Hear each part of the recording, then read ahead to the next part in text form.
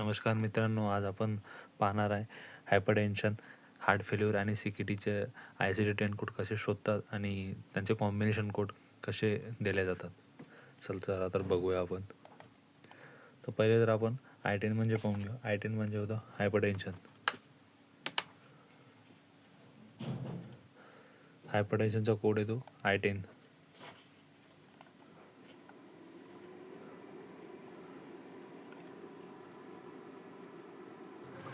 Hypertension जो code आहे तो I10 येतो.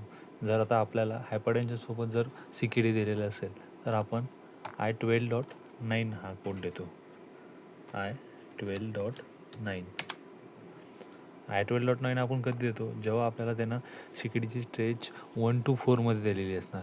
CKD स्टेज 1, स्टेज 2, स्टेज 3 मध्ये 2 स्टेजेस, स्टेज ए आणि बी आणि स्टेज 4 आणि अनस्पेसिफाईड क्रोनिक किडनी म्हणजे N18.9 पर्यंत करू शकतो.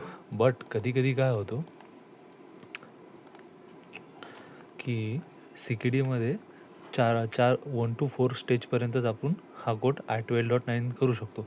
जर एन स्टेज रिनल डिसीज किंवा स्टेज 5 सांगितलेली असेल तेव्हा आपण I12.0 हा कोड देतो विथ. आणि इथे तुम्ही खाली असाल तर तिथे एक तुम्हाला ॲडिशनल म्हणून नोट दिसेल. यामध्ये आपल्याला हा कंपल्सरी म्हणजे कोणत्या स्टेजचा CKD दिलेला आहे, स्टेज 1 to 4, तर तो आपल्याला सेपरेटली करावा लागणार.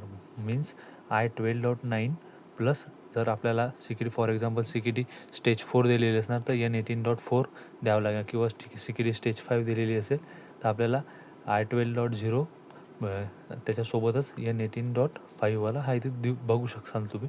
क्रोनिक किडनी डिसीज स्टेज 5 आणि याच्या बाजूलाच आहे एन स्टेज रिनल डिसीज म्हणून हा करू शकतो.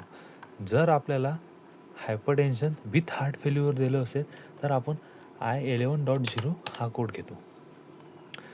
हायपरटेन्शन तसंच आपल्याला तो म्हणजे प्रोव्हायडरनं असं स्पेसिफाय केलेलं असलं पाहिजे मेडिकल रेकॉर्डमध्ये किंवा पेशंटला हायपरटेन्शन प्लस हार्ट फेल्युअर किंवा हायपरटेन्शन प्लस CKD आहे. जर आपल्याला प्रोव्हायडरनं म्हटलं असं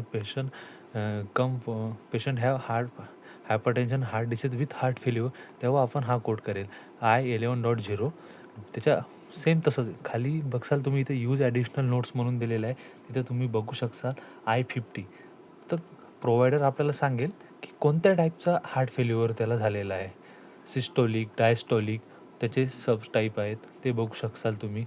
जर ह्यामधला जर कोणता आपण यात चेक करणार कोणता आहे, ॲक्यूट ऑन क्रोनिक आहे, ॲक्यूट सिस्टोलिक आहे का ॲक्यूट डायस्टोलिक आहे का क्रोनिक सिस्टोलिक आहे का क्रोनिक डायस्टोलिक आहे ते बघणार. जर यामधलं कोणतंच दिलेलं नसेल तर आपण I15.9 म्हणजे अनस्पेसिफाईड हार्ट फेल्युअर हा कोड ॲड करतो.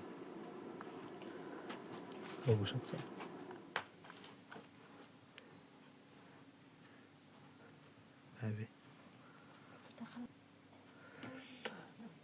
तर तसंच जर ह्या तिन्ही condition hypertension CKD plus heart failure ह्या सोबत जर दिला असेल तर यासाठी कॉम्बिनेशन कोड आहे I13.0.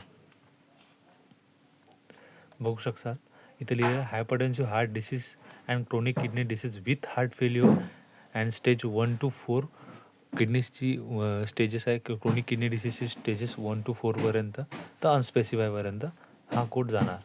आणि इथं तुम्ही पाहू शकता यूज ॲडिशनल कोड हार्ट फेल्युअरचा कोड जाणार आणि इथं CKDचा पण जाणार. CKDच्या स्टेज म्हणजे जर पेशंटला hypertensive chronic kidney disease plus heart failure plus असं CKD आहे तर आपण I13.0. CKDची स्टेज जर अनस्पेसिफाय असेल तर N18.9 आणि I50.9 म्हणजे अनस्पेसिफाय हार्ट फेल्युअर हे 2-3 कोड जाणार. कळलं असेल तुम्हाला. Sir thank you.